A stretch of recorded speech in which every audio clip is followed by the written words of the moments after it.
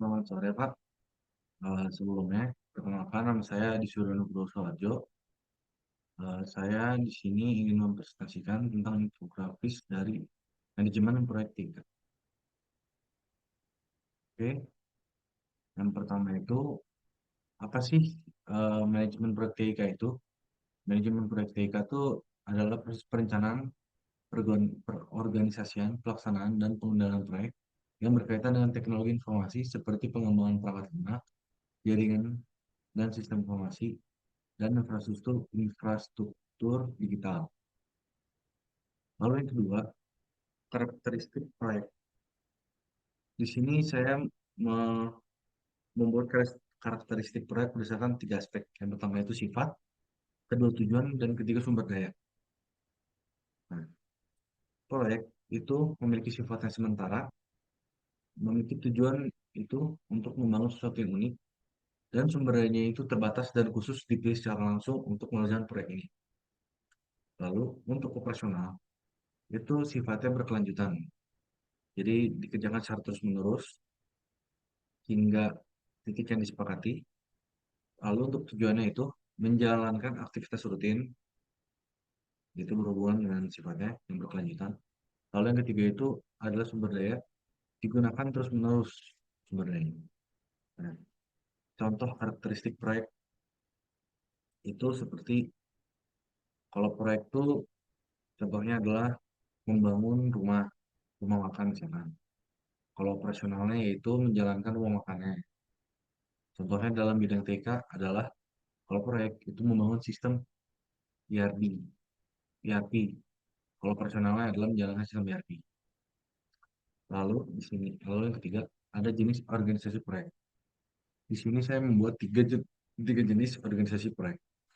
Yang pertama itu fungsional, yaitu proyek dijalankan di dalam departemen. Manajemen proyek memiliki wewenang terbatas. Lalu yang kedua itu ada matriks, yaitu gabungan antara fungsional dan proyek.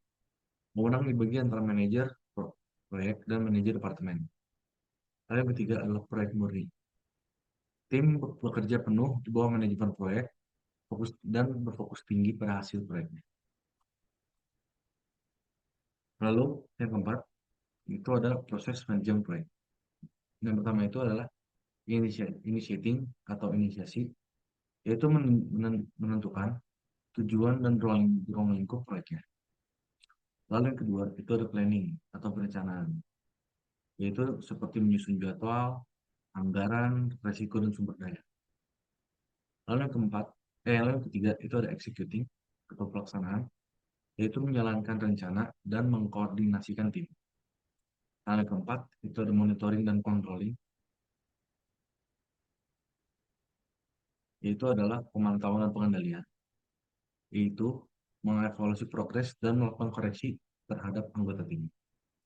Lalu yang terakhir yaitu adalah closing atau penutupan, yaitu menyerahkan hasil proyek dan dokumentasi akhir.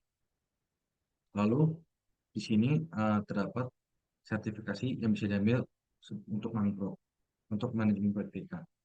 Yang pertama itu adalah PMP atau Project Manager Professional yang diadakan oleh PMI, Project Management Institute di Amerika. Jadi ini sertifikasi tingkat lanjut yang paling dikenal secara global, fokusnya pada penerapan prinsip, metode, dan praktik manajemen proyek berdasarkan Project Management Body of Language Guide. Lalu yang kedua itu ada Certified Associate in Project Management, sama juga yang penyelenggaranya PMI, Project Management Institute.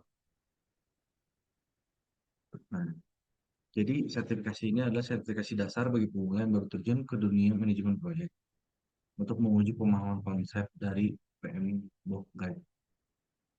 Lalu yang ketiga itu adalah PRINCE, yaitu Project in Control Environments yang diselenggarakan oleh Excelos.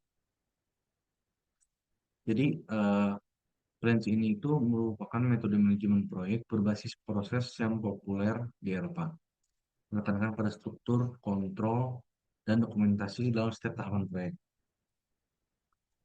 Lalu yang keempat itu ada Scrum Master, Agile Certified Practitioner untuk proyek Agile.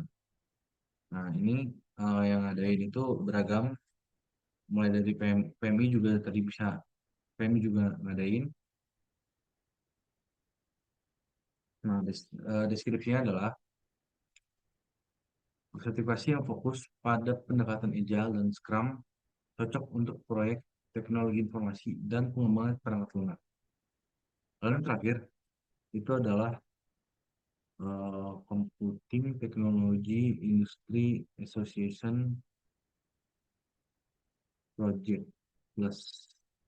Jadi ini tuh diadakan sama Keom TIA-nya. Jadi ini tuh deskripsi, maaf. Jadi deskripsinya adalah ini tuh sertifikasi dasar untuk pemula yang berniat untuk menempuh karir di bidang profesional TI, teknologi informasi, yang mengelola proyek kecil hingga menengah. Nah, lalu selanjutnya itu adalah tools-tools yang bisa digunakan untuk manajemen proyek TK. Yang pertama itu ada, saya sebelumnya saya membagi tools itu berdasarkan 5 kategori. Yang pertama untuk manajemen tugas, kedua untuk penjadwalan, ketiga untuk kolaborasi tim, keempat untuk pelacakan progres, kelima dokumentasi dan cloud. Yang pertama untuk manajemen tugas itu tools yang bisa digunakan yaitu ada dua. Yang pertama itu Trello, yang kedua itu Notion.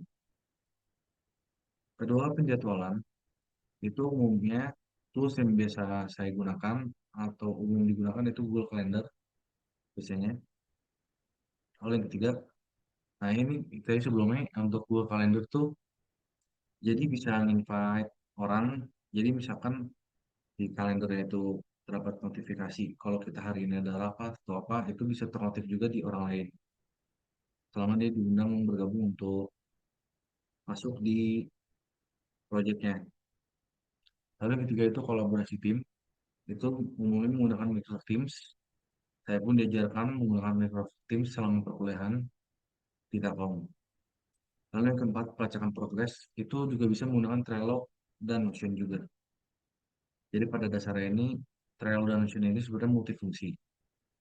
Mereka, mereka ini aplikasi bisa ngapain aja gitu. Kecuali dokumentasi dan cloud. Umumnya kalau dokumentasi dan cloud saya menggunakan Google Drive untuk menyimpan dokumen-dokumen tertentu.